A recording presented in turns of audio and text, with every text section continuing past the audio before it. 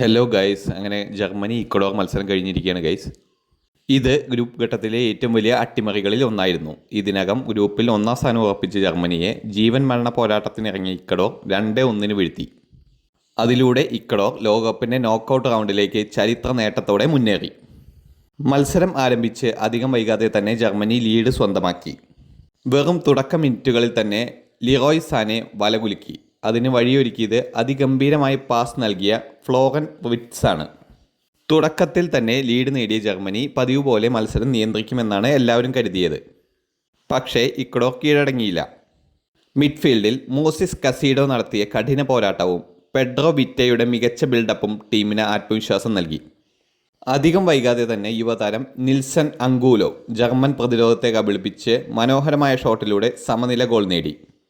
ആ ഗോൾ മത്സരത്തിൻ്റെ ഗതി പൂർണ്ണമായും മാറ്റിമറിച്ചു. രണ്ടാം പകുതിയിൽ ജർമ്മനി വീണ്ടും ആക്രമണം ശക്തമാക്കി. കൈ ഹാവേർട്സ്, ജമാൽ മൂസിയാല, ഫെലിക്സ് നെമേച്ച എന്നിവർ തുടർച്ചയായ അവസരങ്ങൾ സൃഷ്ടിച്ചു. ജോഷുവ കിമ്മിച്ചും ഡേവിഡ് റൗമയും വിങ്ങുകളിലൂടെ മുന്നേറ്റങ്ങൾ നടത്തി. എന്നാൽ ഇക്വഡോർ പ്രതിരോധത്തിൽ ജോയൽ ഓർഡോണസ്, വില്യം പാച്ചോ, പിയറോ ഹാൻകേപ്പ് എന്നിവർ മതിൽ പോലെ നിന്നു. ഗോൾ കീപ്പർ ഹെർനാൻ ഗാലിൻഡസ് നിർണായക സേവുകളും നടത്തി. ജർമ്മനിക്ക് ഇതിനിടെ ഒരു പെനാൽറ്റി ലഭിച്ചെങ്കിലും വാർ പരിശോധനയ്ക്ക് ശേഷം അത് റദ്ദാക്കി. ആ തീരുമാനം മത്സരത്തിലെ നിർണായക വഴിത്തിരിവായി മാറി. തുടർന്ന് ഇക്വഡോർ വിജയത്തിനായി മുഴുവൻ ശക്തിയോടെയും മുന്നേറി. പരിചയസമ്പന്നനായ അവരുടെ നായകൻ എന്നർ വലൻസിയ മുന്നേറ്റത്തിന് നേതൃത്വം നൽകി.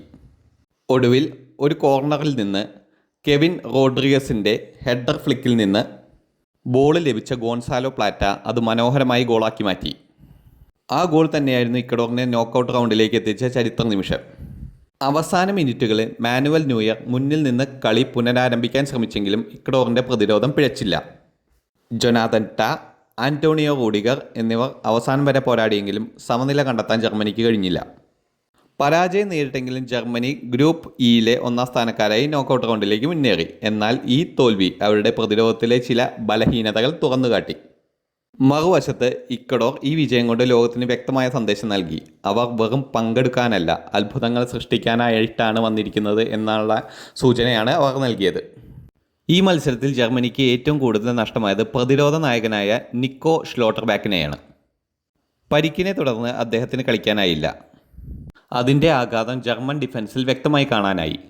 ആന്റോണിയോ റൂഡിഗറും ജൊനാഥൻ ടാഹയും പരിചയസമ്പന്നനായിരുന്നെങ്കിലും ഷ്ലോട്ടർബാക്കിൻ്റെ വേഗത, പന്ത് മുന്നിലേക്ക് കൃത്യമായി എത്തിക്കുന്നതിനുള്ള കഴിവ്, എയർ ഡ്യുവലുകളിലെ ആധിപത്യം, പിന്നിൽ നിന്ന് പ്രതിരോധത്തെ നയിക്കുന്നതിനുള്ള ലീഡർഷിപ്പ് എന്നിവയുടെ കുറവ് ജർമ്മനിക്ക് വലിയ തിരിച്ചടിയായി.